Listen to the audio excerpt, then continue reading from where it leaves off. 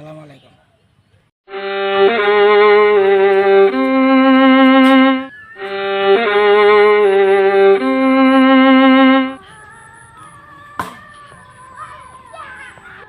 ইয়ে 26 তারিখ ওই বৃহস্পতিবার দিন বড় নাম্বার দিল। আমি ফরেস্টারে বললাম যে স্যার, আমি এই গাড়িতেই বসা, ফরেস্টারে বললাম যে স্যার আমার ঘরটা আমাদের নাম্বার দেন না, যে আমি একটা গরিব মানুষ, অসহায় মানুষ, বলে এগুলা কাম হবে না, ওইটা উপরতে অর্ডার হয়েছে, উপরতে অর্ডার, আমরা কিছু করার নেই।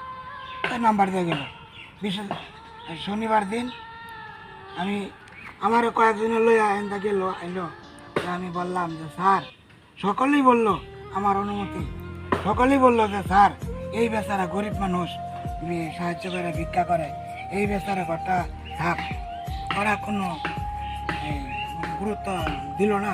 তারপরে বললো যে আমরা তো আর কিছু করার নাই, এটা অনুমতি যারা দিছে তাদের অনুমতি কাজ করতে, আমরা তো আইনের লোক বললো। আমি কাগজ মিনতি করলাম, কামাইল না, ঘরটা বাঁধছে।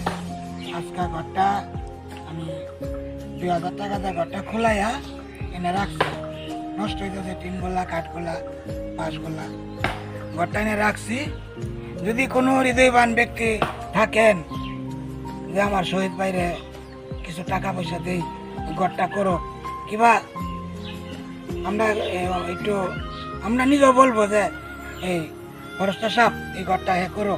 তার 2টা মায়া আছে, 2টা মায়া 2 ঘরে থাকে, থাকা অসুবিধা। এখন তো আজকে 26 দিন ধরে আমি ওই এক রুমে থাকতেছি, করাম কি, করার তো আর কিছু নাই। তাহলে ভাই সকলেই আমার কিছু সাহায্য সহযোগিতা করুন, যার তৌফিকে যা করলা আমি যে ঘরটা ঠিক করতে পারি।